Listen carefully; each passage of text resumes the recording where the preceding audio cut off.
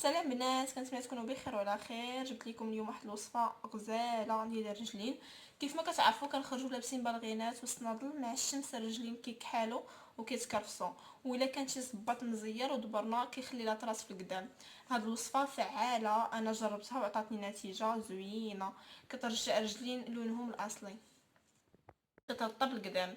بالنسبه لهاد الوصفه غادي نحتاجو فيها معلقه د العكر الفاسي، معلقه د الفازلين، معلقه الصابون البلدي، وعصير حامضه، ورشه ديال اليوزين او الدواء الاحمر.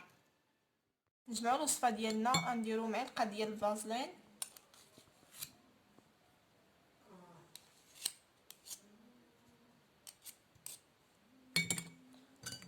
معلقه الصابون البلدي،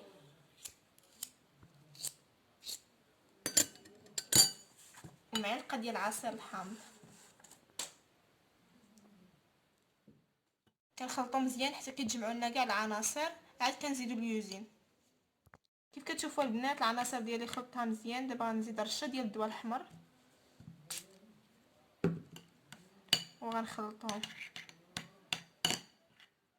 من بعد ما جمعنا الوصفه ديالنا كنوضعوا الخليط على رجلينا وكنلبسوا بلاستيكه ونلبسوا فوقها تقاشر وكنخليوها ليله كامله، ونغد كنغسلوا رجلينا مزيان ونشفوهم ونحكوهم، ومن بعد ندهنوهم باي كريم تشوف. نتيجه وصفه اليوم غادي تعجبكم بزاف على ضمانتي. كيف قلت لكم انا جربتها شخصيا وبهرتني النتيجه.